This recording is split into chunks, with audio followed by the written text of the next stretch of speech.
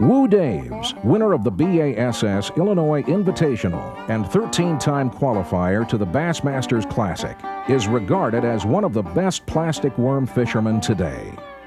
During this video, join Woo as he takes you to his favorite fishing holes across his native state of Virginia in search of lunker bass. Learn as he shares the tips and techniques that will catch you more fish.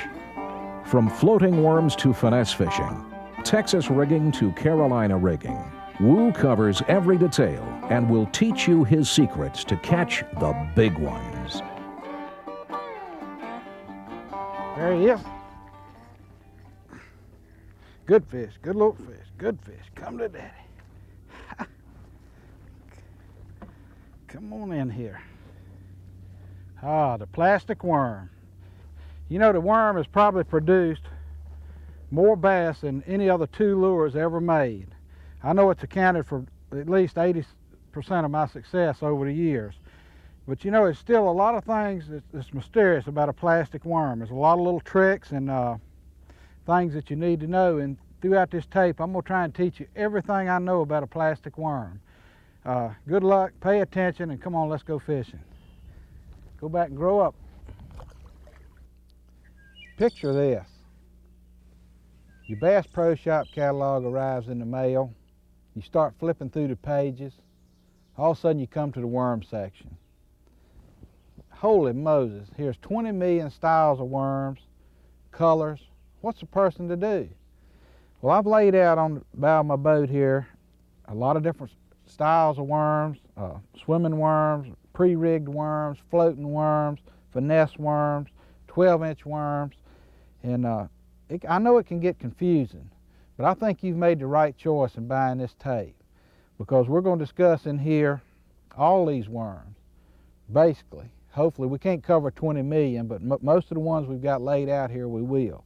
Also, we've got hooks, different sizes, why you use them, when to use them, your different sinkers, a lot of different rigging methods for plastic worms. There's more than one way to fish a worm. You're going to find out throughout this tape there's quite a few ways. We've got scents to cover, line, rods, reels, and a lot of different techniques and styles of fishing. Come on, let's get out on the water and see if we can use some of these things.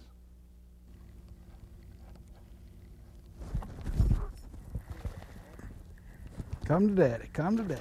All right. Not a monster, but another good keeper. Pink floating worm. Come to daddy. That's one thing about 10-pound line, you don't want to horse them, just play them down.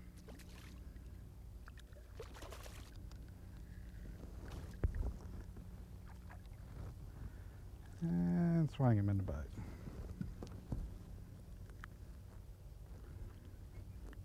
One thing about that big wide hook, it gets them good too. And that's a pretty fish.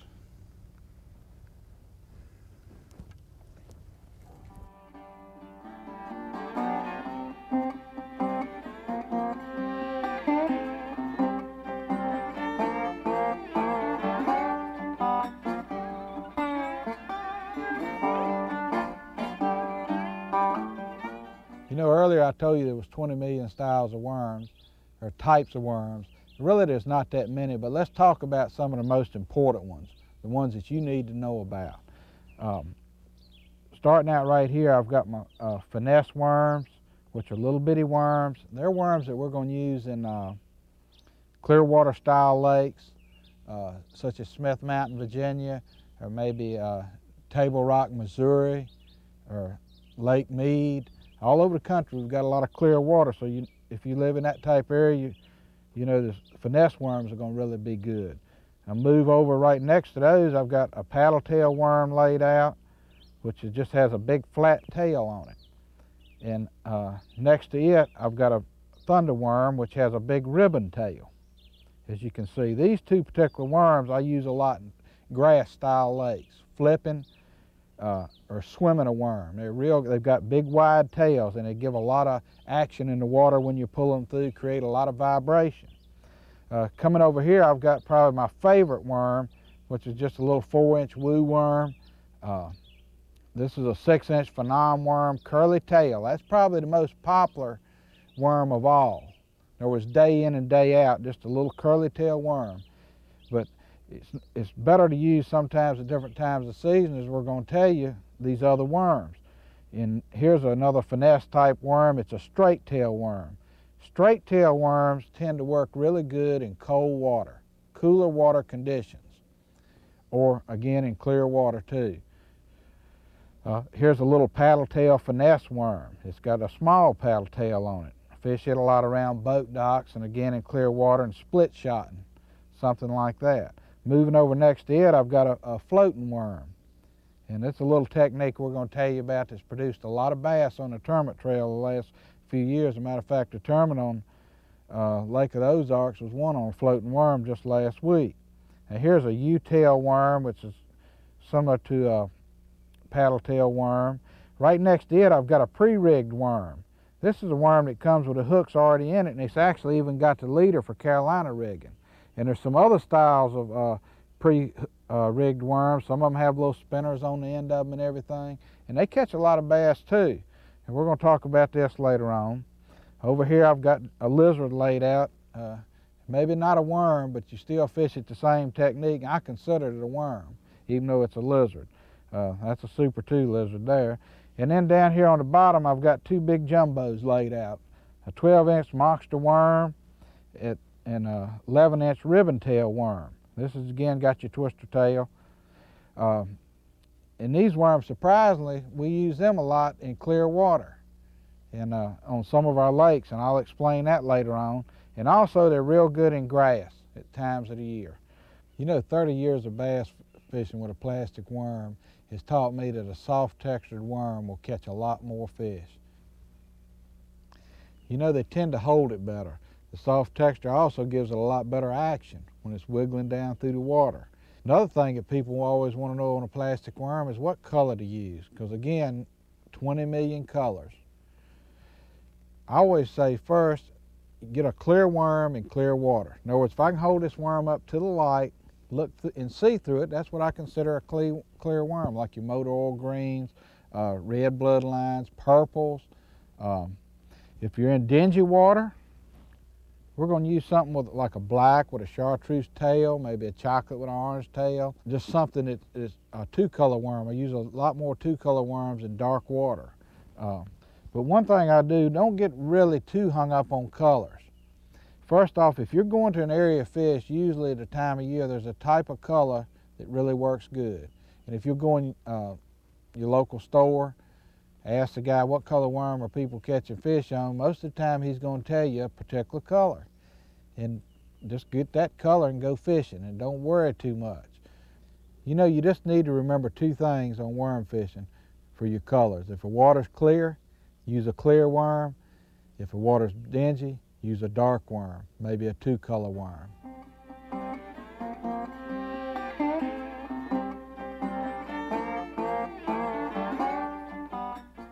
You know, the best worm in the world is no good if you don't have a hook in it. And if you don't have the proper hook in it, it also takes away a lot from your fishing. I'm going to try and show you the proper hook to use with each worm and a couple rigging styles with that particular hook that'll help you to catch more fish. The first one I'm going to talk about is a J-bend hook, and I use this in two specific situations. One is fishing a floating worm, and the other one's fishing a Carolina rig, because the J-bend in the hook helps to hold that bait on there. You don't have a sinker up in front of your worm to work it over limbs and stuff. It'll keep it from pulling down on the hook, so that's why we use a J-bend hook. It keeps your worm from tearing down. Also fishing in grass, that's a good time to use it. Second hook that we'll talk about is just a regular straight shank 295 XBL Eagle Claw hook, and this is my favorite all-time hook. I probably use it 90% of the time for Texas rig worm fishing. All the hook, those style hooks have little barbs that stick out on the back, and this also helps to hold the worm on. Your lead heads, we use these a lot when we're swimming worms. You know, bouncing them. You can bounce them along riprap and stuff like that, but swimming a worm, especially in colder water, your straight tail worms, which I'm going to talk about later, that's when I use the lead head a lot. You know, light wire hooks are another hook that's really come into play in the last 4 or 5 years. And we found on these small worms in your clear water lakes, again, like Lake of the Ozarks or Smith Mountain or out west, that a little light wire hook will catch a lot more fish. The jig head, I'll use it in 2 specific situations, mainly flipping a worm around brush and cypress trees. I've got a weed guard on here, maybe swimming a little worm around clear water, like a lake like Table Rock, when the jig head works good. You know, the high performance hook was developed to fish gitsets on to start with, but a lot of the pros are using it now for Carolina rigging because it holds the lizard on real good. That's another good hook. You know, the biggest mistake I see with hooks is matching the hook up to the worm. I see so many fishermen that are trying to use too big a hook or too heavy a hook in a worm. And I think this is a big mistake. It kills a lot of action, makes the worm fall too fast, and it just doesn't look natural. Match your hook up to your worm.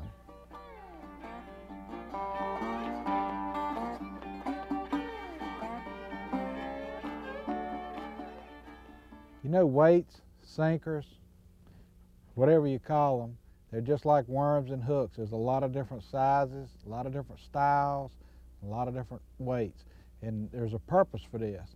And I'm going to try and explain some of that right now and show you some of mine. Starting up at the top, we've just got the regular old split shot. And a new version of the split shot, and I don't even know what we call it, but you can find it in your Bass Pro Shop catalog, is a little lead weight with a hole drilled through the center of it. And this is basically used in clear water techniques, and when you want your worm to fall real slow, you put a split shot up the line, maybe 12, 18 inches. And that's where we use these. Coming down to this little needle nose sinker we've got here, this is a sinker that we use in grass a lot, or reeds, like down in Florida style fishing, because it happens to come through the grass real good. And it comes in a lot of different sizes. This is probably a 1/8 ounce or 1/16 ounce, and it goes all the way up to an ounce. And dropping down to just your regular cone sinker, and it's probably, these are used more than any other particular sinker out here. And again, they start with a 32nd to a 1/16, 1/8, and work right on up to maybe an ounce, ounce and a quarter. Dropping below that's a new weight that's come out a couple years ago called a gambler weight. And this has a little plastic sheath running through the middle of it and a kind of a screw lock on it. And you actually screw this down into the head of your worm, and it helps to hold the worm on. And I'll use this when I'm fishing in grass a lot. You know, here's just a cone sinker that weighs a little over an ounce, almost 1 1/8 ounces. And I use this weight a lot in real shallow water. Now, a lot of people would say, well, gee, that's a pretty big sinker to be using in shallow water. If you've got like thick matted grass or something, it takes this much weight to get your worm down through that grass. If you're not putting the worm where the fish is, you're not going to catch him. So you have to adjust your weight sometimes to get the worm to the area. If you're in a current condition or a real windy day and you're using a light sinker, one thing, I try and use a light sinker, as light a sinker as possible, to get the job done, because I feel like I have better feel with it. But if you've got current or you've got wind, I have to go to a heavier sinker to get that worm down to where that fish is. So remember, you know, alternate your weights. Make sure you're getting the worm down into the kitchen where the fish is. There's about 3 different styles of weights here that we use Carolina rigging. Your regular cone sinker with your pointed nose. I use it a lot around rocks or grass because it tends to come through it better. The second one here is a little weight that's made down in Louisiana that's just come out, and it really comes through the grass good. It's made by Cajun Bait Company. I don't even know the name of it, but it tends to ride up and come through grass, so that's a good Carolina rig deal. The other was just your round barrel weight, which is probably the most popular one. And again, it comes in a lot of different sizes. And in the springtime, Carolina rigging will use a smaller weight, but as it gets on up into summer, you might go up to an ounce. This is just a 1/2 ounce, so you might go to one twice this big because you're fishing deeper water maybe a windy day to get the bait down. And here's just a brass one that's got a little clicker with it that helps to make a little extra noise clicking together. A lot of people are starting to use brass weights. I've also got some little beads here. Again, these are made by Cajun, and they've actually got rattles built into them. In other words, if you pick these beads up and shake them, they'll rattle. So that's a neat deal for the Carolina rig. You know, just like matching your hook to your worm, you need to match your sinker to your worm too, for the method you're fishing and the condition you're fishing.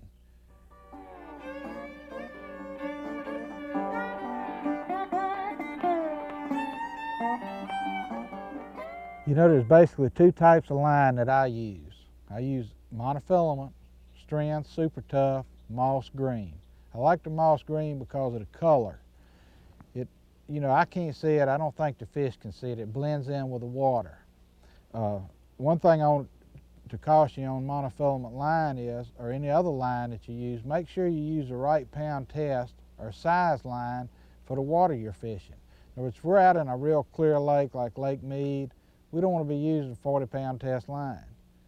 If we're down in Sam Rayburn fishing in standing timber and thick grass, we don't want to be throwing 6-pound tests down in there. So I use my lighter lines in clear water because I feel like the fish can't see it and allows my bait to get down. We're usually fishing deeper water a lot of times, so that lighter line allows the bait to get down also. When I get to my thicker places like the Potomac River, thick grass, barnacles, pilings and stuff, maybe again Sam Rayburn, a lake that's just got a lot of heavy cover in it, then I have to go up to a heavier pound test line. But I find that I can get, the lighter line I can get by with, I'll get more strikes. And sometimes I'll give up the chance of losing a couple fish because I know I'll get a lot more strikes with a little bit lighter line. I just try and play the fish a little bit more when I get him in heavy cover. The other line I use is the braided line, Kevlar. There's a lot of different braided lines on the market. I prefer Kevlar by Strand. It's a thin diameter line that gives you a heavy pound test. In other words, you might have the diameter of, say, 8-pound test or 10-pound test, but it might actually be 30 or 40-pound test line. And this line doesn't stretch. It's very sensitive, gives you a real good feel. So I'll use it in flipping and maybe fishing down in thicker grass and stuff where I need to get a good feel on that worm. That's when I'll use my braided line, or I need to horse the fish out of cover really quick. That's another time to use braided line. Maybe thick willows, pitching your worm back in the base of thick willows.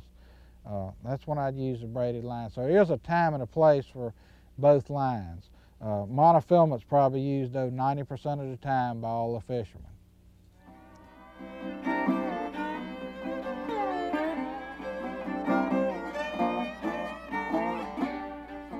People ask me about scents all the time, and anybody that knows me knows I'm a firm believer in them.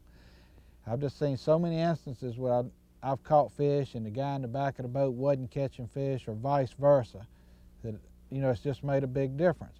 And you come into a lot of conditions in fishing. You've got muddy water, and here's a place where scent can give you a trail, something for the fish to follow. Smell. If you get in clear water, you get a visual trail. Same deal, scent's offering you something there. If you're fishing grass, thick cover, it'll actually help your worm to slide through that grass and slide through that cover to get down to where the fish is. It'll mask human scent. You know, if you use a product like sparkle scales, you get the added benefit of the sparkles plus the sound that's built in. You know, we've learned more, especially in the past few years, that sound is an important part in bass fishing. You know, your lures like your rattle trap with rattles in them. Some of your topwater lures are putting rattles in them now, and it just creates more strikes. And with sparkle scales, we've got the bio sound, and it's actually water activated. You put it on your lure and it lasts about 45 seconds. It actually gives a sound like bacon frying underwater or something. You know, a consistent use of any scent will give you that extra edge that you're looking for in worm fishing.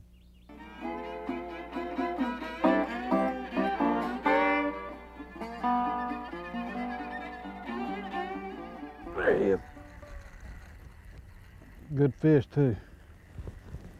Come on, yeah.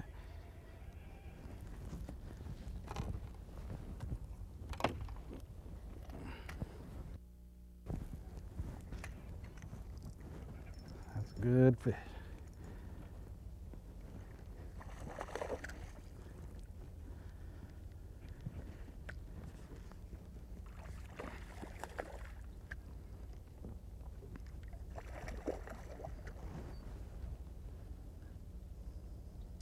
Come on to Big Daddy, the floating worm scores again. Danny Joe Humphreys. My man.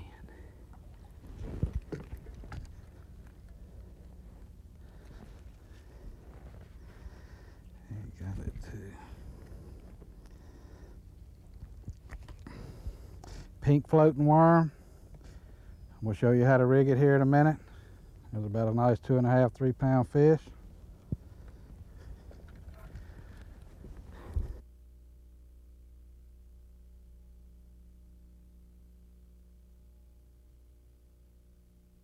Several things I want to tell you about a floating worm. You know, a lot of people think you just take a hook, stick in the worm, and go fishing.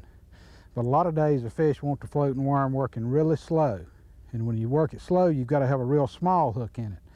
We're fishing a little bit lighter here, a little bit later in the year, and the fish have already come off the beds and they're pretty aggressive right now. So as you can see, I've got a bigger, heavier 5/0 hook in here that allows me to work the worm a lot faster. And a tip on rigging this hook, when I put the hook in it, I don't just stick it in Texas rig like you normally do.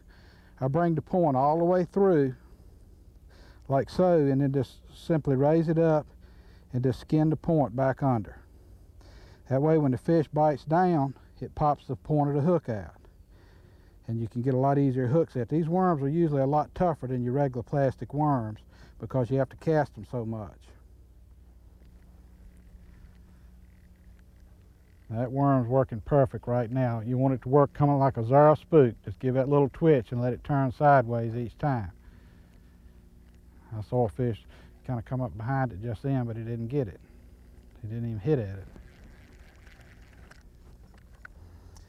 Another deal we do that I don't have rigged on here, but I'll put a swivel about right here. A lot of times if I'm getting line twist, and that swivel will allow it to turn and your line won't twist up. But one other thing I want to caution you on, remember, change those hook sizes. If you want to work your worm really slow and antagonize the fish, use a real small hook, like a 1/0, maybe a 2/0 light wire. And that allows you to work that worm real slow. But when they're real aggressive and you need to move it fast, you've got to use a heavy hook to keep it underwater. One other thing I even do is I've got a little hook here already rigged up that I showed you. I've just taken lead and wrapped around this hook. That gives me some extra added weight. I've still got a smaller hook. Some of your floating worms are smaller than the one I'm using today. And this extra weight again helps me to work that bait a lot faster. You can also take a nail and stick in the worm. Just take a nail and then I usually insert it somewhere right along in here toward the front of the worm to give it extra added weight if you want to use a smaller hook. So that's a few good tips on a floating worm. Maybe we'll see if we can catch one more on this and move on along.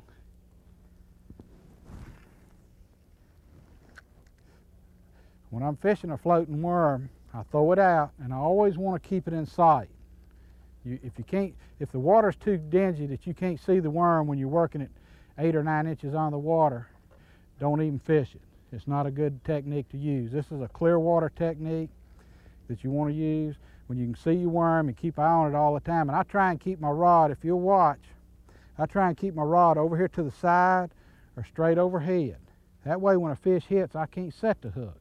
So many people, they've got their rod pointed out working it and the fish hits and they jerk and they end up pulling the worm away from the fish, and the object is to let him hold it a few minutes. So I always keep that rod off to the side. In other words, I'll make a long as possible cast, let it sit just a second and just start giving it little twitches and take up the slack, about a 6-inch rod tip twitch. Now if I get a strike out there right now, see, I can't set the hook because I'm back here. That gives me time to let the fish hit it, pull it on down, take it good, and then set it good with a little bit of slack line. You know, there's about 4 basic colors that we use in this: a hot pink, white, a yellow, and kind of a methylate. It seems like the methylate works good around the bedding season.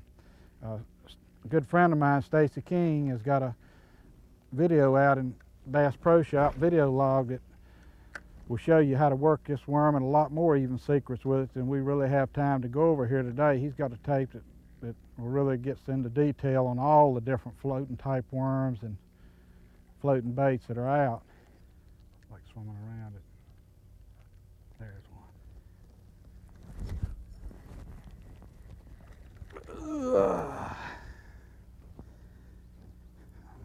The Life of Riley. Got half the sport out of him now. Good fish, good fish.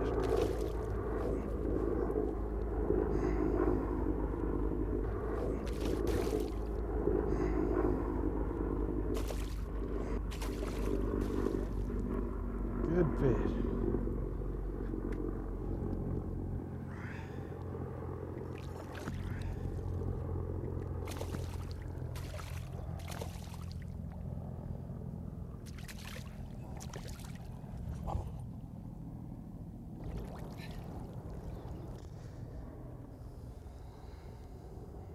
The old pink worm.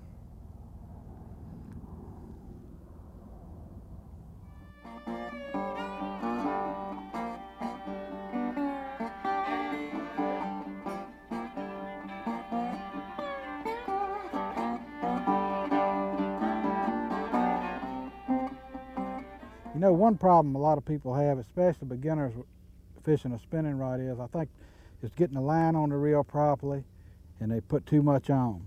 I strip about half my line off. It's no need to strip it all off because you're wasting a lot of line. This way you can fill up probably 3 times, 4 times with a spool of line. So just strip about half your line off, tie your knot in there, reel it back on, set your spool down and start winding it off. As the line comes off, just drop your rod tip every once in a while. If you're seeing it start to curl like this right here, then simply flip the spool over to the other side.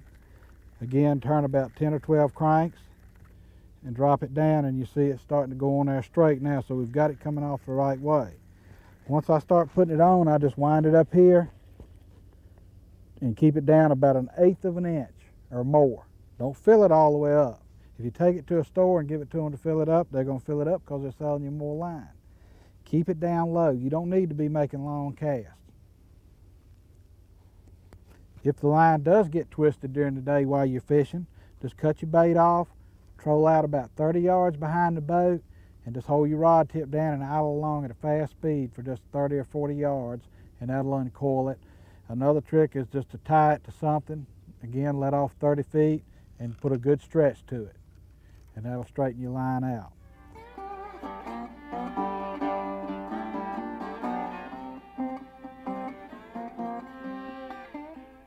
We're going to talk about finesse fishing a little bit, and that's another technique that was popularized out on the West Coast. It's really, you know, over here on our East Coast and in the mid-United States, it's really become popular in the last 2 or 3 years, especially on all your clear water lakes like Lanier and Bull Shoals, a lot of these Tennessee lakes.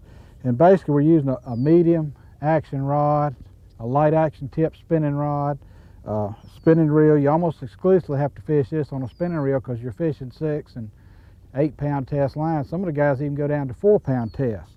And we rigged that with a small wire hook, a 1/0 or a 1. And I've got what they call a little mojo sinker on here. You can get these out of the Bass Pro Shop catalog. And I've simply just doubled a piece of line and run it through this sinker, as you can see right here. And then I'm going to take a rubber band, slide it through there, and just pull on my 2 ends, get the rubber band to slide through there. Now you can slide this up or down your line. I usually like to run it about 1 foot, maybe 10 inches. Some guys run it up as much as 18 inches. You can also put a split shot on your line if you want to, but some guys don't like to pinch their line, so they'll use this rubber band deal, especially on your really light line. Then of course we just cut the 2 ends off the rubber band. We're ready to go fishing.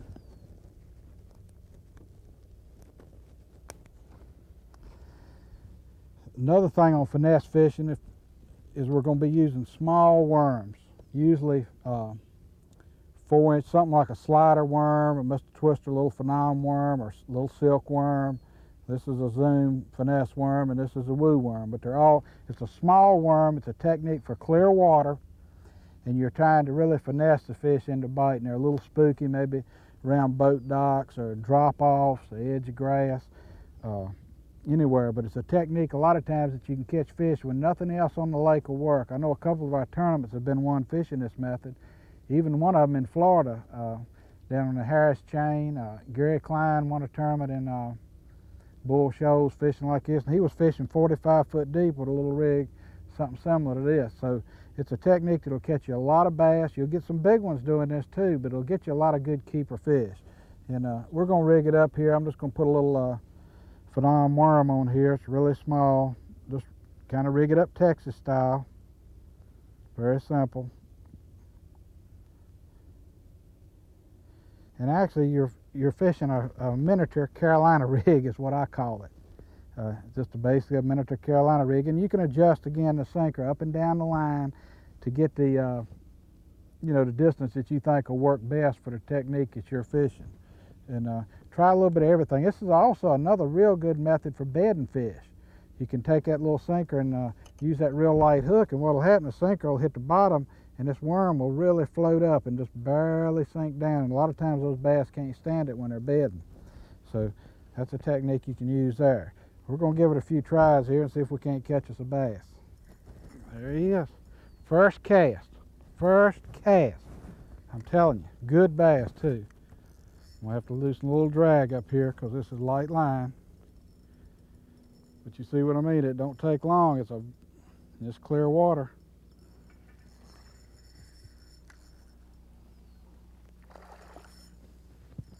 That's one thing about finesse fishing too. You notice I've got a lumber rod that gives a lot with its light line. I've got my drag loose on my reel. He can take line if he wants to. You just take your time. You can catch some 6-7 pound bass doing this with no problem. Usually the lakes you're fishing this technique on don't have a lot of hang-ups on them anyway, so you just take your time, play the fish.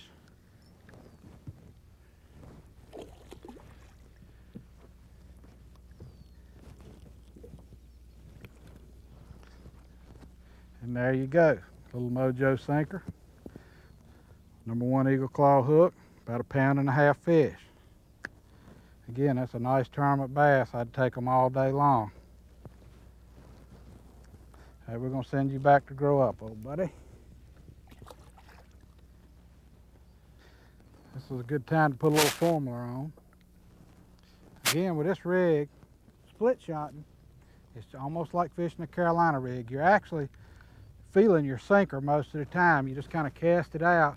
And I more or less tight line this rig more than I do a lot of other worm rigs that I'm fishing. I'm trying to detect a strike while it's falling. Because a lot of times you're fishing this rig on a deep bluff bank, around a bridge piling or something, and actually suspended fish, and they'll grab it on the way down. So you want to kind of be feeling and keep it a tight line. And then just, once you get to the bottom, just ease it up and down, kind of like a Carolina rig, just dragging it slowly. And that worm's just floating around back there like this, kind of following that little sinker around.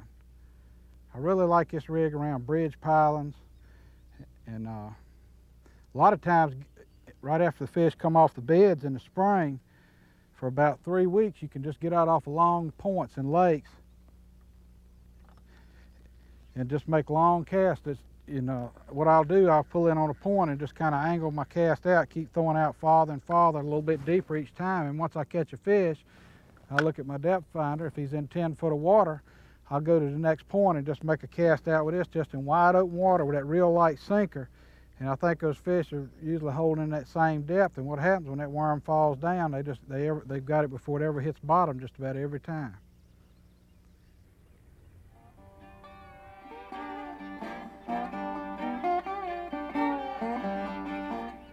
I'm going to tell you another little secret that a lot of pros use, especially in clear water or shallow water techniques when fish are suspended in bushes or suspended up under docks. What we'll do is just take a little straight tail worm, anywhere from 4 to 6 inches. Cream style worm is a really good worm that you use on this technique. It was kind of developed down in Texas. But you take a little Kale style hook, use a real small hook, about a number 1, and just hook the worm in the center. And what happens when you pull this worm, it turns to a U, and you stop it and it straightens back up. We'll also take a little nail. Just cut you off a piece of aluminum nail. You have to cut different sizes for different worms, but you just insert it in the head of the worm and poke it up in there till it goes out of sight. And that gives you a little extra added weight, and it makes this worm fall real natural like. In other words, when you pitch it out, it's going to fall natural, but when you pull it up, it kind of U's up, and then when you let it go, it goes back down. When you pitch this worm out and it hits the water like that, it straightens out, and as it falls, it spirals down like a corkscrew.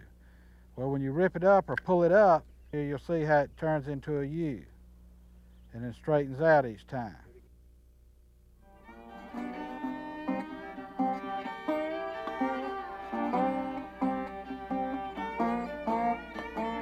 You know, in the last probably 6 years, Carolina rig fishing has probably produced 50% of the bass caught on the tournament trail. It's become a real popular technique of fishing. And actually, down in South Carolina, they were doing this 25, 30 years ago. But nobody ever thought about adding a worm or a lizard or a big worm. They just used a little 2-hook worm down there for years. And somebody got out on the tournament trail one day and broke that little 2-hook rig off and ran out of them and just put them a 2-aught hook on there and a 6-inch lizard and started catching fish. And it probably brought 2 or 3 bait companies into business and made a lot of money for the older bait companies because of the lizard sales especially, and worm sales and everything have gone up so much. And when I fish the Carolina rig, I always like to fish it on a long rod and a fairly stiff rod. If you use a limber rod, the rod bends over too much and you lose a lot of feel. I like to drag that weight along. We'll use, you know, a 7.5 foot rod. I just use a regular old flipping stick, which got plenty of backbone because you're making such long casts with this, covering a lot of water, that you need something to take up a lot of line on the hook set. We'll use backing of about 20-pound test line, and on our front leader we'll use about 10 or 12-pound test. One good thing about this technique, you can cover a lot of water. Find out what depth of water the fish are in, what kind of bottom you got. Your buddies come out here in the wintertime, sink brush piles all over the place. While you're hunting or sitting at home, you can come out and find every one of those brush piles with this sinker in just a short matter of time. I usually like to pull up on a point, you know, throw it up in 2 foot of water, drag it right out to 20. That way you're covering all different depths. If you get a couple strikes in a certain depth, then just work that depth of water. Maybe get in with a bank, make parallel cast if you have to. One thing on hook setting with a Carolina rig, you use more of a sweep set than you do a jerk set like you would on a Texas rig or something. And if I'm working this thing along and I'm dragging that weight, and all of a sudden I get a little peck, and that's one thing. A lot of times you get a little tap you think's a brim, and it can be a 5-pound bass, and it's actually rolling your sinker, and what you're feeling is that sinker rolling, and you just kind of give a little pull to get it away from them, you might be missing a big fish. So if you feel anything, you know, if it gets heavy or you lose total weight, the fish is swimming toward you, it feels like your line just got cut in half.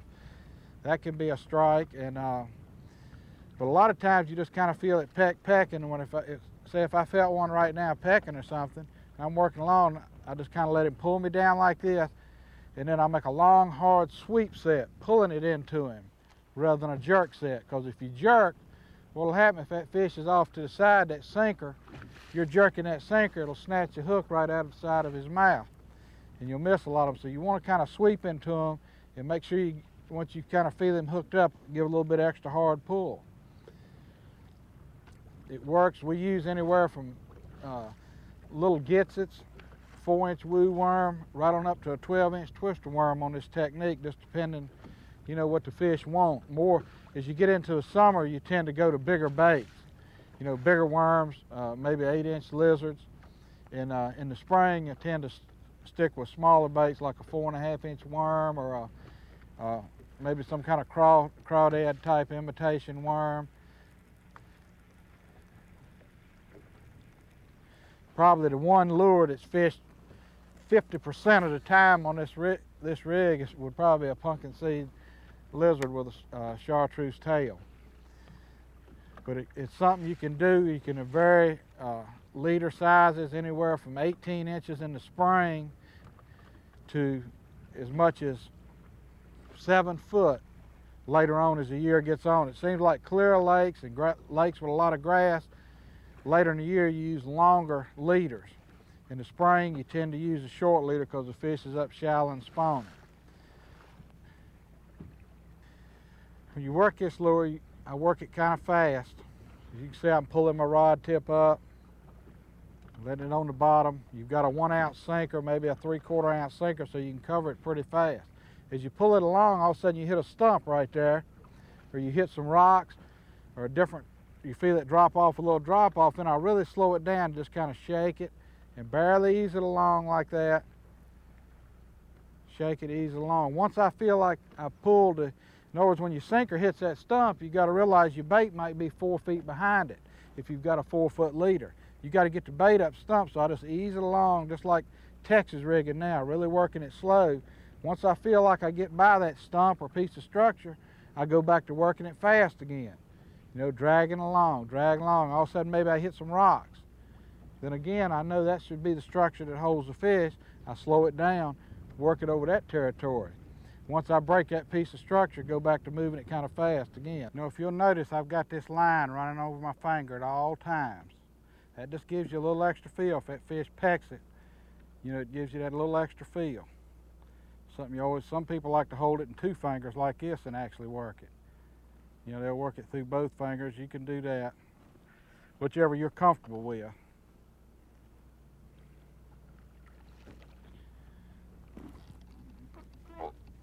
Oh yeah, good fish, good fish. All right, tail walker, come on.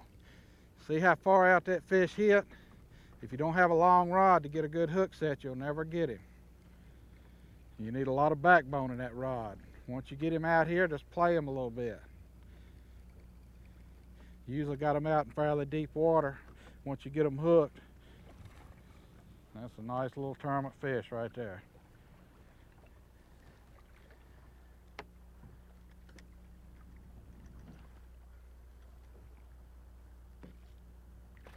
Oh yeah.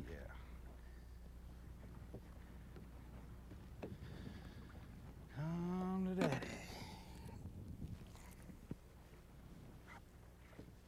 Carolina rigging. Other good thing about Carolina rigging, it usually produces good bass, good sized fish. We got that old hook in him. We give him a little kiss.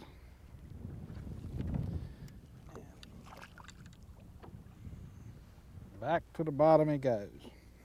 You know, Carolina rigging, you can use any array of plastic baits. I mean, from short ones to long ones. I've laid out a few of my favorite here for different seasons. The longer worms I like to use in the summertime. In the spring, I stick with more smaller stuff.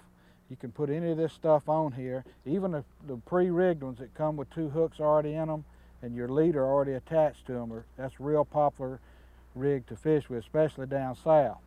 There's only 2 hook styles that I really use, and one is the high performance hook. Again, it's got the little clip on it that you can clip your bait to help hold it on, or the J-bend style hook.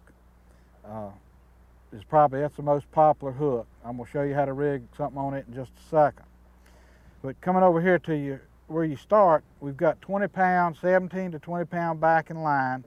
We come through a sinker anywhere from 1 ounce to 1/4 ounce. 3/4 is the most popular all around size probably. We put a bead on it. This is a Cajun Rattler bead. It actually rattles if you shake it. It's made by Cajun Rattler Company. It's a neat little bead. But that bead serves 2 purposes. It gives a clicking noise, it rattles, but it keeps your sinker from cutting into your knot. That's a big problem you have. That lead will cut your knot if you don't have something up here. Put a swivel on, then you make a leader to your satisfaction. You know, springtime, keep it short, summertime, long. All right, another secret is to use a small hook. You notice the hooks I laid out are small. If you put a great big hook in here, what happens, your lure sinks too fast. You want that lure to kind of float around, so keep it to a 1 or 2/0 hook, even a number 1. And you start out rigging just like you would Texas style. Just bring the point of the hook through, just like we're Texas rigging a worm. Roll it up, cover your knot up. That J-bend right here helps hold that lizard on here. Then bring your point of your hook into your lizard, but bring it all the way through, like so, where it's sticking all the way out. And then just kind of pull it up tight, push you, whatever your lure is, forward, and pull back a little bit, and it just kind of buries the points. You can see the hook's actually sticking out here in the middle, but the point's gone back on the skin again. So we got a weedless, but when he bites it, the point comes through in a hurry. In other words, when he bites down on it, it pops that point through. A lot of times you're fishing way out. That's important to get that hook set. Carolina rigging is a great technique, and it's a technique that a novice fisherman can go out and catch fish with. You know, it's something you can go right out and use and practice just a little bit, and it'll make you a really good plastics fisherman. Good luck on this technique.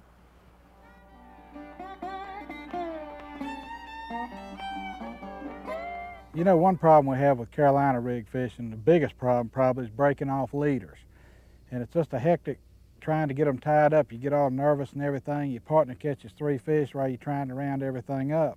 A quick tip is just to go ahead and pre-tie your leaders. I've got an 18-inch one here. I've got them all the way up to 4 foot on here. Get a piece of pipe insulation.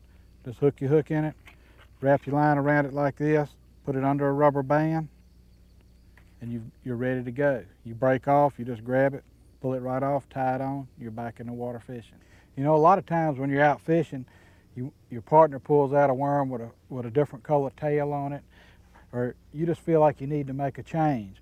And there's a lot of good dyes out on the market and a lot of different colors. Of course, chartreuse being the favorite, and it's, you know, really simple. You just take your worm, drop it right in there, and come out, and you've got a chartreuse tail.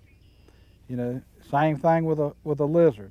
I take my lizards, I'll probably catch 50% of my fish on a pumpkin seed lizard with a chartreuse tail.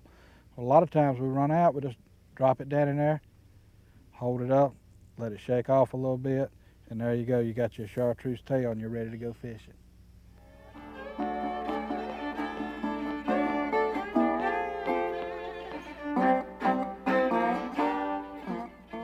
I'm going to talk about my bread and butter technique of fishing now. Plastic worms, shallow water, on a spinning rod. You know, each technique we've talked about or going to talk about, you'll notice we use a different rod and reel. And just like in a golf match, a golfer can't go out and play around the golf with one club. He needs a different club for every shot. We need a different rod for each technique. The stiffness of the rod, the length of the rod, and everything has a lot to do with the technique that you're fishing. On worm fishing, I like to use a 6.5 foot medium heavy spinning rod, just a nice spinning reel, and I use about 10-pound test strand line most of the time. Sometimes I'll go up to 12 or 14, sometimes down to 8 or 6, but 10-pound test is probably the best all-around line. Another thing on fishing a plastic worm, I'm gonna always, probably 95% of the time in this technique, fish a 6-inch worm or less, mainly because 95% of all bass that have ever been caught on a plastic worm have been caught on a 6-inch worm or less. And here lately we've started using even 4.5-inch worms more than the 6-inch worms. This seems like you get a lot more strikes and you can catch some big bass on a little worm. Rigging, basically we go with an 1/8 ounce slip sinker. But again, you've got to remember, if the wind's blowing, that 1/8 ounce slip sinker won't get that worm down to the target. If there's no wind at all and a perfectly calm day, that still might be too heavy. We might go down to a 1/16. Today we don't have a lot of wind. I'm going to start out with a 1/16 and pitch it around some cover and stuff here in a few minutes. But most of us know how to rig a Texas rig, but I'm going to go over it really quick. It'll only take a second. Just put your sinker on, sliding on the line, edge a toothpick up in the back of the sinker, just wedge it in there a little bit, pop it off, slide it up the line a little bit if you're worried about it crimping your line.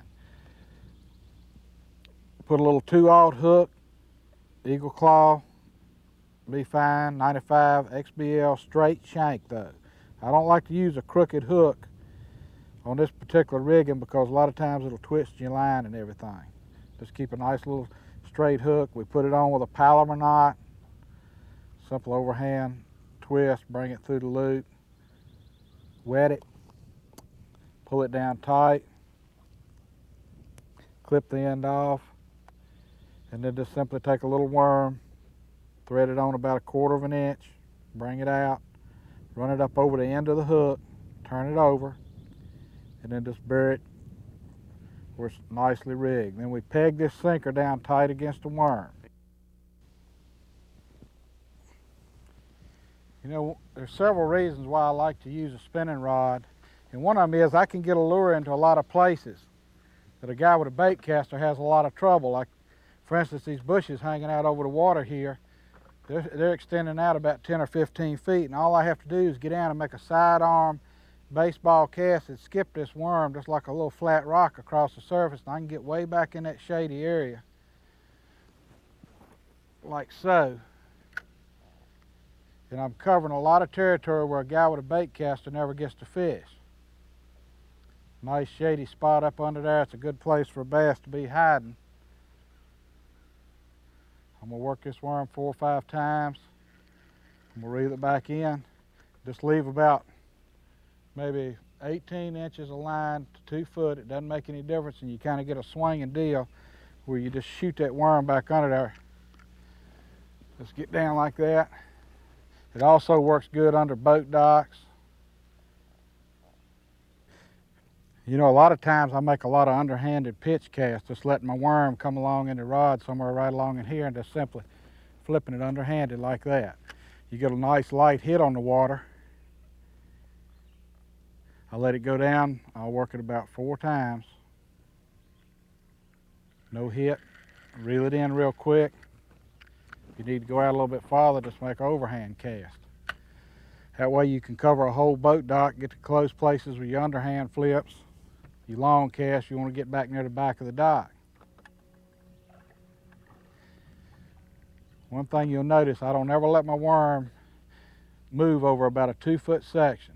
Just slowly moving it. If I don't get a hit after about 3 times, bring it back in. The reason for this is 90% of your strikes in shallow water, the bass is on there before it ever hits bottom.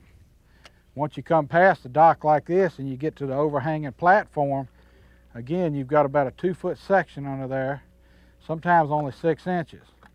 And it's almost impossible to throw a bait under there with a bait caster, but you can take your spinning rod and again, bounce it off the water and go way back under that nice shady area.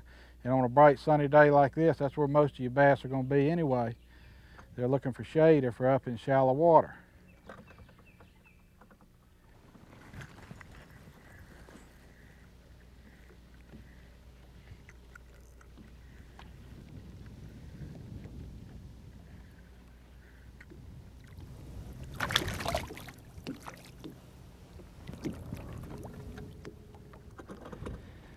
Come to daddy. Goodbye. If I work this worm all the way back to the boat, in other words, if I throw it up under that dock like that and I fish it all the way back out here, I'm fishing 90% of the water where I'm only going to get 10% of my bites, and this is not good arithmetic. You know, when you're fishing dock posts, stumps, the edge of grass, just any kind of shallow water structure in 3 or 4 foot of water, I'm going to always use a spinning rod. The reason for this is I get a vertical drop on my worm. When I pitch my worm out, in other words, when I let go right here and that worm hits the water, this line free falls off and it allows my worm to sink straight down. If I make a pitch over with a bait cast rod, what happens, you have to thumb it down and your worm hits the water like this and it sinks back toward you. And it actually is going away from the fish. And if you've got heavy heavy sunlight or something, or bright sunlight, that fish is going to stay tight in that cover. He's not going to swim out to get that worm. And with a spinning rod or a push button type reel, even spin cast, you're allowing that worm to drop right into the kitchen every time. You know, when you make that pitch cast, just kind of underhand pitch it out, let the worm hit the water and let that line free fall off like that. Watch your line to see if it jumps, to see if you got a strike, but a lot of times you can't detect it. Put it in gear, take a little bit of that slack up, let it hit your line, and put your line right over your finger and just ease it up and really be feeling the first time, because remember, 90% of your bass are on that worm before it ever hits bottom the first time. That's a very important thing to remember in shallow water type worm fishing.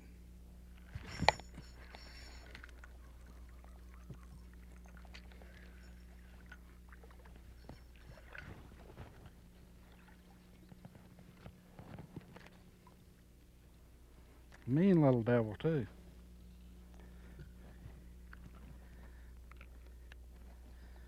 Another pretty fish.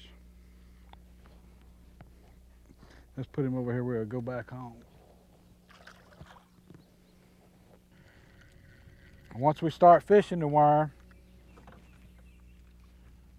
we're making a lot of casts during the day. The guy says, well, worm fishing's slow. Well, if you do it my way, it's really not that slow.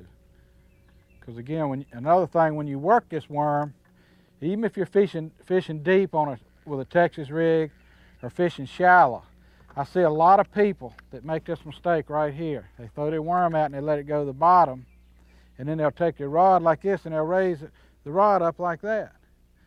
Well, when they do that, they're hopping this worm across the bottom in 6-foot hops, and that's not what you want it to look like. All you have to do is move your rod tip about an inch, like that, 1.5 inches, and let it down, and that worm's coming up 6 inches off the bottom each time.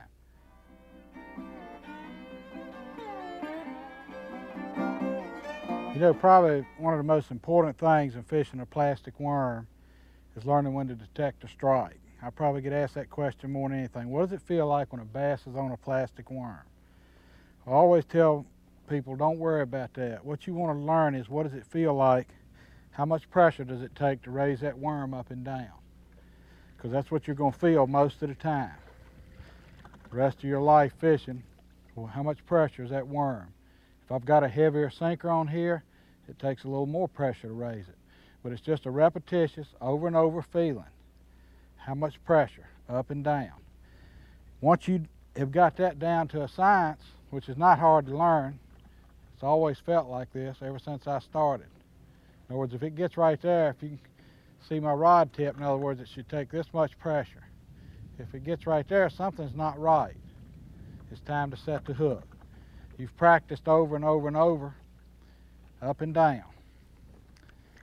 I'm going to let, again, just like with the bait cast reel, I'll put the line over my finger right here, and I'm just feeling. I'm raising that worm up very slow, letting it down. Up and down. There's a fish. There's a fish. Not a monster, but even with that little bitty fish there, it was a different feeling.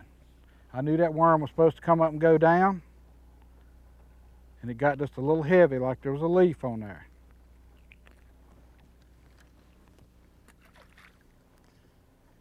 So that's what you want to learn. Develop the feeling of the worm when there's not a fish on it. Don't worry about the few times that fish get on it. Even if you go out and have a great day fishing and catch 30 or 40 bass, you've made 2,000 or 3,000 casts that day, and you fished 10 or 12 hours, and 40 bites is only 40 seconds. So what you want to do is learn what it feels like when there's not a fish on there, so that when, you know, if it gets tight and you're not sure, set the hook. Don't worry about it. If you hang a log or a stump, that's fine. Go over there, get yourself unhung, go back to fishing. But at the end of the day, you're going to have 4 or 5 bass that you never knew were there by setting the hook. You know, I fish with a lot of fishermen that get hung up, and the first thing they start doing is pulling on their rod like this. Well, all you're doing is burying that hook farther and farther into a piece of wood. All you need to do is just ease over to the whatever you happen to be hung on. Just reel your rod down, and very lightly, don't go jerking and swishing it around. Just reel your rod down in the water and just push forward like that, and it knocks it right off. In other words, you're just taking it, and actually what you're doing, if you'll watch the hook right on the end, you're pushing the rod tip against it and just pushing it forward away from the whatever you happen to be hung in. Quick illustration, if you're hung in this log like this and you start pulling, all you're going to do is bury that hook farther in. You come down, let your rod tip hit the hook, and just push the hook backwards, and you're unhung. You know, this works with rattle traps, spinner baits, any kind of lure. Just ease your rod tip down the lure and push backwards from the way you were reeling it, and it'll come loose 99% of the time. You know, 95% of the worms on the market, plastic worms, have a seam that runs through them. And people always want to ask me, which way do you want your tail to go? I don't care as long as it's straight with a seam. In other words, once I pick up a worm, I look at this seam right here, bring the point of my hook right in and come right out on the seam. Roll it down. I'm going to keep this one upside down so you can still see the seam. Roll it over and bring it right into the seam again.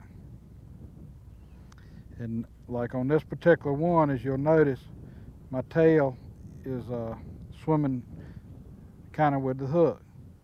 But I wouldn't care if the tail was turned around that way, swimming away from the hook, as long as it's on straight. That's what makes a difference. You will get a couple worms, especially ribbon tail worms. It's almost impossible to rig them without it screwing your line up after a while. They corkscrew so bad. But on your curly tail worms and your straight tail worms and everything else, just rig with a seam and you're set to go.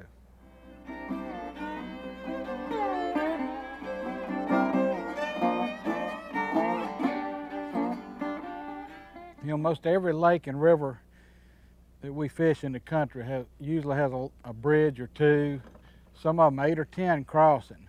And these pilings on any of these type waters are excellent places to catch fish on a plastic worm. You've generally got current. If there is a bridge there, you've almost always got current by these pilings. You've got shade by them, and especially in the summer and late and all through the fall, I tend to fish a lot of bridges. The fish will stay suspended on them. They might be 2 foot deep. You know, you might be, in other words, a piling might be 100 foot or 50 foot deep, but that fish might be down only 2, 4, 6, or 8 feet. So I generally try and throw a lightest sinker as possible, where my worm will just barely, fairly fall slow, and that way if it is a suspended fish, he has time to look at it. But sometimes the fish want the bait to fall fast, so we, alternate with a little heavier sinker, maybe a 3/16 and maybe a 1/16 ounce to try. But I get most of the strikes on a real light sinker with a light fall. I always like to find the pilings that are closest to a drop-off when I'm worm fishing. In other words, if the bank goes out and you've got your channel drop right there, usually those pilings on either side of the channel drop will be the ones that'll produce the most bass. But again, those minnows will travel back and forth between these pilings, so you just kind of have to cover all of them. And I've caught fish off of both ends. If there seems to be a lot of current, I catch them off the back ends more, but if there's not that much current, they'll be anywhere around the piling. Just throw that worm down. Every once in a while, see if it's 30 foot deep, I'm kind of fishing it more on a tight line. When I throw it out, I'm trying to kind of hold my rod up and feel for a bump. And maybe after I let it sink 2 or 3 feet, I'll just kind of give it a little twitch to add a little action to it. Let it sink down 3 or 4 more feet. Give it another little twitch like that. And just let it continue on down to however deep you think is deep enough for you, and then just wind her back in. And you pitch it back over there again. If you kind of give an underhand pitch or a high cast, it lets that worm drop straight down by the piling, and it'll sink really close to the piling. I have a lot of people ask me throughout the year why I use a push button reel, and this is one of the places where I really like to use it. This is thick matted grass and reedy type grass that grows up off the bottom. It's really thick. And I want to get when my worm hits that grass, I want it to go directly down. And if I'm trying to flip with a bait cast reel and I'm thumbing down, my worm goes out flat like this and it hits on the grass and it won't sink through, and I've got to shake it to make it drop through. And a lot of times the bass just won't hit it. He wants it to hit that grass and come through immediately. And with this reel I can use heavy line, which gives me good hook setting ability when that fish runs back under that thick grass. And it also allows my worm to fall straight down through the hole every time. I'll hang up once in a while, but as a general rule, I'll get mine in 10 times to 1 with a guy with a bait cast reel. So you just kind of pitch it over there. We're using a fairly heavy sinker here. But the deal is, when the worm goes down, it falls straight down by the structure, straight by the structure. It doesn't land up like this where it hangs up.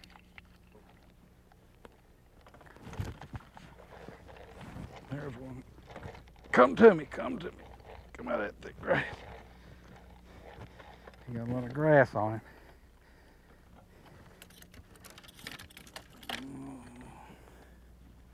Come on. We'll swing him in. There's a nice bass that come out of thick grass on a paddle tail worm. Heavy sinker, right in the thickest, darkest place of the grass. Rattler in the worm. Sounding good. But that's a good technique to use. That heavy sinker will drop that paddle tail worm right in the thick grass right in front of the fish. Now go back over there and grow up, big boy. You know, this was a beautiful area here. We've got grass, we've got docks, we've got reeds, we've got shade, nice dark thick place. And that's when I like to use a heavy sinker, some kind of paddle tail type worm to flip with. And I'm going to show you something on this worm. I've got a rattler in it, right here. Just a little rattler. When I'm fishing in grass or reeds, I really love to use a rattler. That's probably one of the few times that I use it in just about every instance when I'm in grass. What happens when you got a worm in grass or in a reed, you're shaking a lot and working it a lot instead of moving it to 4 or 5 times away from a piece of structure. You've actually got it over in something thick and you're jigging it, and that rattler really makes a lot of difference. So don't be scared to put one in a plastic worm when you're flipping in the grass. Another thing, we can throw this thing way back in grass like that and it'll work right through there just perfect. See the old tail flopping up around that grass? And those bass laying back in those places will just come up and eat it up. You know, if I was going to be fishing in a lake that had a lot of shad in it, what I'd do is get me a silver one, and or maybe a gray colored one, and put a white tail on it or something, just swimming along and pop that rod tip every once in a while, just make that tail flutter up like that and kick like a shad. It's a good technique to fish over lily pads, any kind of thick cover. I mean, you can throw it right over the thickest stuff back there like that, and you know, you might be swimming over a little hole, and you might have to jiggle it over the grass a little bit, but as soon as it pops in the edge of that grass, just give it a little twitch and that tail starts working again.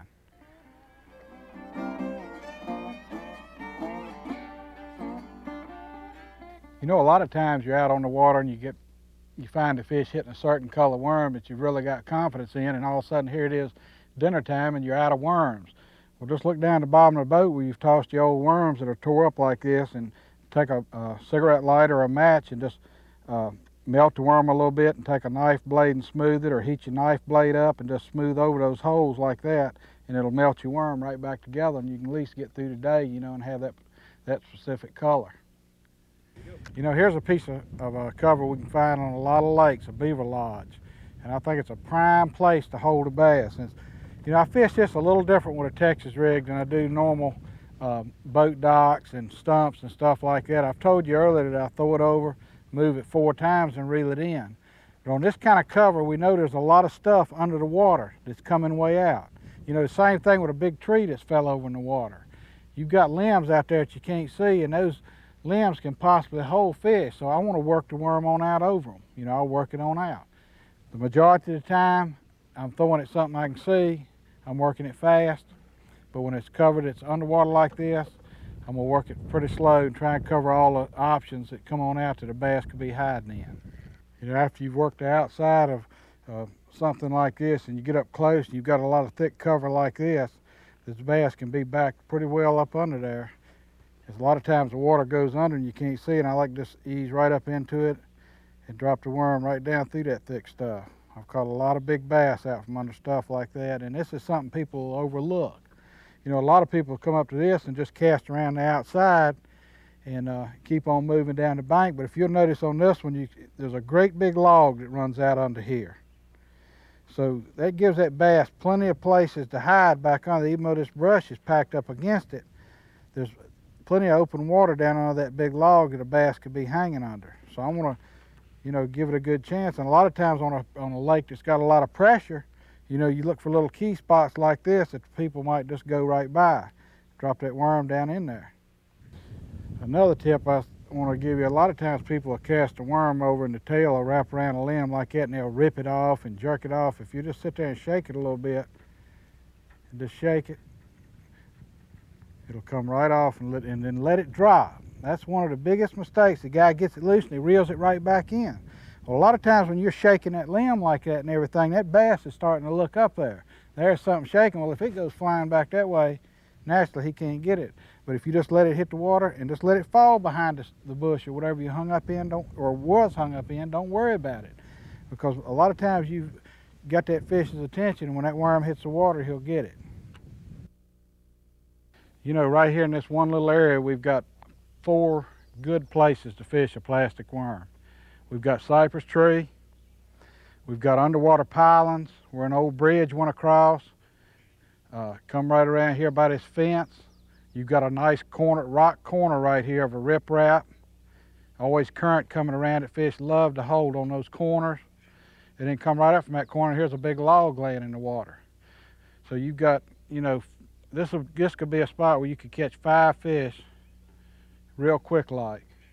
And you could also, a good place to set a pattern are they on cypress trees, pilings, rocks, trees. You can come in an area like this and cover a little bit of everything. I love logs. You know, I always say fishing a log like this, I say if I'm on a log, I'm looking for a hog.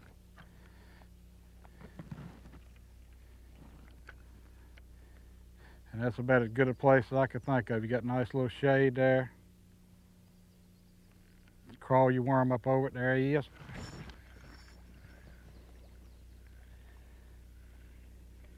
Come on, come on. Got him out of there.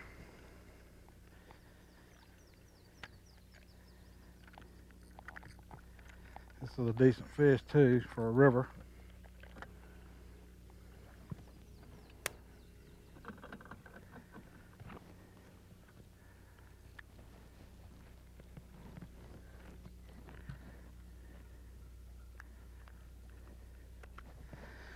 Now I said I was looking for a hog on the log, and that's not a hog, but that's a good keeper fish, and we'll take him. Go back and grow up.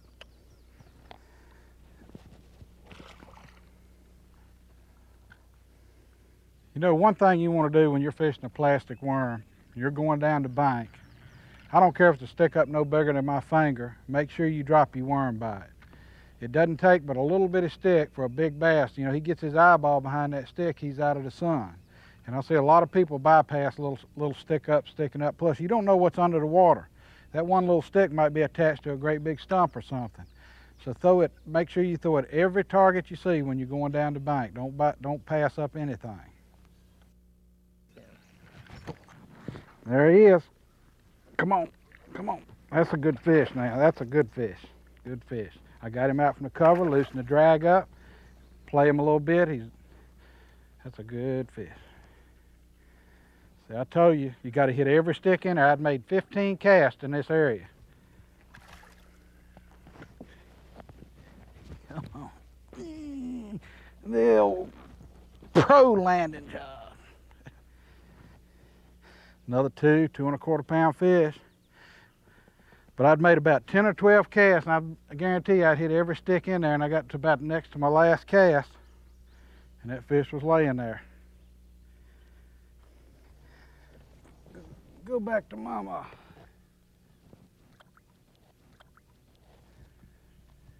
Gone again. You know, here's a perfect example of what you're looking at underwater. We've conveniently removed the water from this area with 5-gallon buckets, just so that you can look at a log, cypress knees, boards, everything else laying in the water that can possibly hold a fish. In other words, when the water's up, that's what you're dragging your worm by. It's coming over those cypress knees, crawling over those limbs and logs and stuff.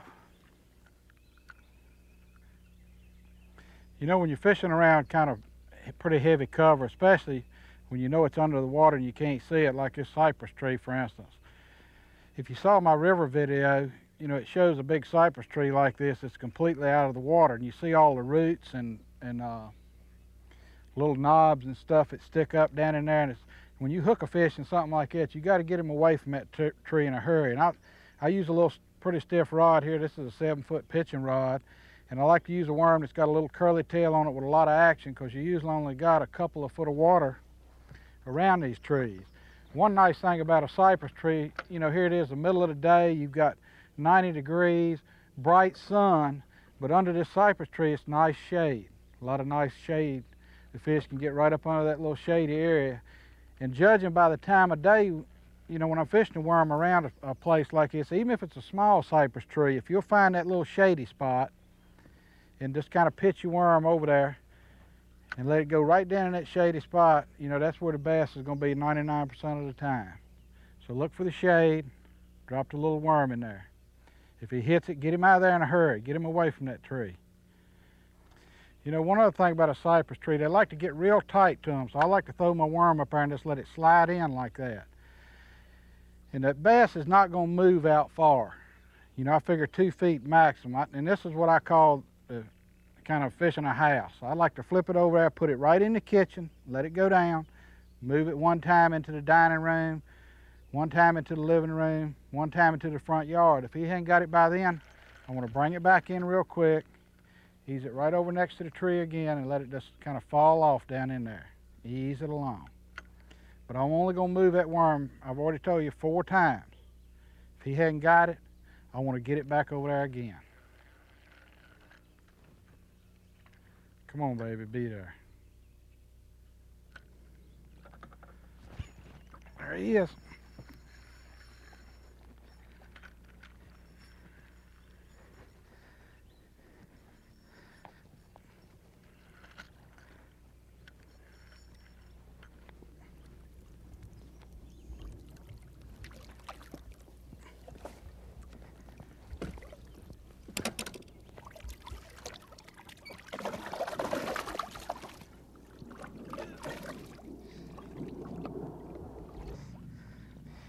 Now there's a nice cypress tree bass. That's what I'm talking about. He was right tight up in that little shady spot, right against the tree, about a 3-pound fish. You don't think you can ask for a prettier fish than that. And that's what you'll get off cypress trees. Just ease that worm, let it slide right down next to the base of it, and wiggle it away. Pretty fish. Come on, big boy. You know, it doesn't have to be a cypress tree. Any thick cover can be fished the exact same way. All right. There's a tap. Come on out. That's another good fish. You don't want to give up either. Come right out of that thick cover.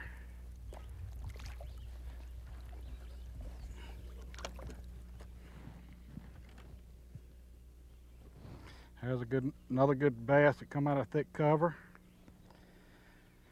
Oh, about 2 pounds. Gonna give him a kiss. Let him go back.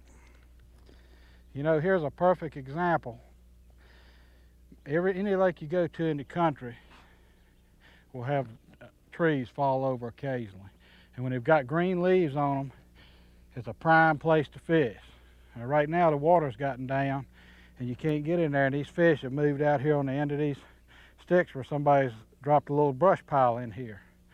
But you come back in 2 or 3 hours and the water goes up, and I guarantee you could catch 2 or 3 fish out of those leaves and stuff on that tree. A lot of bugs and stuff in the water, and all your bait fish will be in there feeding. That's those bass are going to go right up in that green tree that offers shade also. You know, I don't care if it's what lake you go to, anywhere in the country, if you can find a tree fell over in the water with green leaves on it, you better fish it. And a lot of times when you go by that tree 2 or 3 times in one day, you know, get that worm right over in the center of it, dark spots, and let it go down, and just feel it. When you get that tap, set the hook. There's a good one. Come out of there, you still on. There you go. Man, he's got me all over everything. Got over every limb in the business.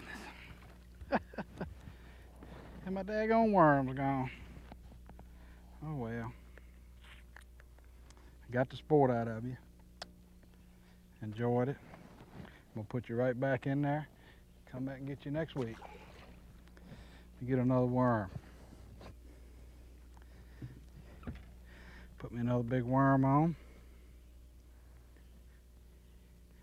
You know, a lot of people don't think a big worm will catch fish, but it's one of my tactics that I won the points championship with up on Lake Chesden in a tournament trail here a couple of years ago. We exclusively fished that one worm the whole tournament season, flipping in heavy grass and heavy trees and cover just like this. We didn't catch a lot of fish, but we caught a lot of real good fish. You know, the ones we caught were good, and we managed to catch them every tournament. Well, it's a 15-inch limit on that lake, and we were looking for big fish all the time, and I finally decided I'm just going to stick with this 12-inch worm every evening up here when we're fishing. And believe me, I've caught some bass on that thing that won't 6 inches long, but I've caught a lot of nice ones. Another tactic with this worm, they use it out in some of the Clearwater lakes that have got standing timber. And they'll be out in 30, 40, 50 foot of water like Truman Lake, certain lakes like that, and they'll take this big worm and flip it right in those treetops they can see down there. And even though they might be in 40, 50 foot of water, they'll just let that worm flutter down by that tree, and the fish are actually suspended, maybe only 5 foot deep, 3 foot deep, or 10 foot deep. But it's a deadly tactic in a standing timber lake too. For me, I just like to throw it in this old heavy cover myself.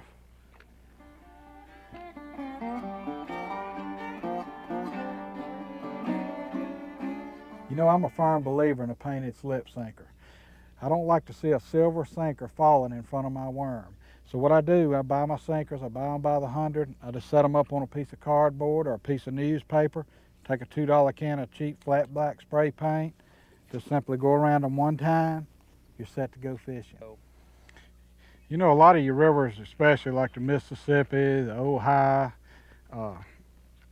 just Illinois, a lot of them have got a lot of lay down logs like this. You know, those bass love to get real shallow in rivers, especially if they've got currents, and they'll lay right tight up against these logs like this. And I like to just kind of pitch over the top of the log, ease it up, let it just kind of sit there on top of the log, and then just hop it off one time. Especially on either end of the log, or the biggest end seems to produce the fish most of the time. You know, this is a good technique on a really hot, bright day because there's a lot of shade along that log. It'll produce your fish in shallow water most any time. You know, I like to pick up a worm when the water temperature reaches about 60, 58, 60 degrees. From then on, all the way through the summer and into the fall, it's a fantastic lure. Before then, I'll stick with a jig, a spinnerbait, something like that. But once that water temperature starts warming up and reaches about 58, pick that worm up and start fishing. I'm gonna fish, you know, fairly shallow water too. I'm talking about 4 foot, maybe 5 foot or less. When I get up into about June, in Virginia, you got to really go by your water temperature. The fish after they've spawned, in other words, and kind of moved out, then I'll start going a little bit deeper, maybe 10 to 12 foot depths, 14 foot. As it gets on up into the hot summer, we'll fish it down to maybe 20 foot, but I still catch a lot of fish in the upper end of lakes on laydowns and up in flats and stuff on a plastic worm all year. All summer throughout the hot weather. In the fall, the fish, when they get ready to go on their feeding bin and move back in shallow, the plastic worm's still good till that water temperature gets back down to 58 or 55, and then, I'll go back to the jig and spinnerbait almost exclusively then, or a crankbait. The plastic worm, another thing about a plastic worm is it's a great follow-up bait. You're fishing a topwater lure or a spinnerbait, buzzbait, or crankbait or anything, and a fish boils on it, reel that bait in real quick, pick your worm up and pitch it right back in the swirl, and you'd be surprised at how many bass will come back and actually hit that thing. Another time to use a worm is like if you're out cranking or working maybe a ledge or something, you've caught 2 or 3 good fish on a crankbait, you make 8 or 10, 12 more casts and don't get a bite. Well, a lot of people just crank up and leave. But I like to pick a plastic worm up, Texas rig it, just throw it over in there and work it through there really slow, and a lot of times I can pick up 4 or 5 more bass doing that, and then come back with a crankbait and get a couple more, just to change of baits. But it's a great follow-up bait. It'll catch you a lot of fish. You know, I kind of based my worm fishing on a seminar I heard by John Powell back in 1970. And John was really a great worm fisherman, and he had an old saying. He said, the first tap, the fish hits the worm. Second tap, fish spits the worm out. Third tap, Dad hits him in the head with a boat paddle and says, son, you done missed him. You know, but you want to learn to have a little patience sometimes, and you'll find yourself catching plenty of fish. They'll hold that worm pretty good. Just don't wait an hour before you set the hook. There he is. He's wrapped around that piling 3 times already now. I've got to get to him. That's 12-pound super tough string. I'm going to find out exactly how tough it is now. That's a good fish, if I can just get to him. Sometimes you just get caught in these predicaments. You just set the hook anyway, and I can still see his tail down in there, so he's still on there. I'm not going to put a lot of pressure on him. Man, he's going around that thing again. All right, I'm going to try another little trick. I've seen work before. If I can unwind him. Not that way. I'm going to give myself a little slack.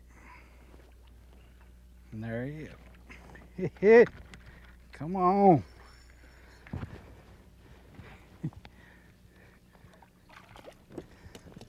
I tell you what, that's a lot of work for one fish. Oh boy. That's what I like about that plastic worm though. You know, you throw it over there, you get that tap, you don't know if it's 3 inches long or 3 foot long. And in heavy cover especially, that fish had me all wrapped up. But don't, you know, if they get hung like that, don't try and horse them out. Just hold them and go to them. And you'll find that you'll land 95% of them. You know, I hope you've enjoyed this tape. I've tried to tell you everything I know about worm fishing. I probably left out something, but you know, worm fishing, a lot of people think it's hard, but it's not that hard. It's not easy, but you want to just go out and practice these tips that I've given you, and you'll find yourself a lot better fisherman. I think you'll find that the plastic worm will produce a lot of bass for you. Good luck. And I really appreciate you buying the tape.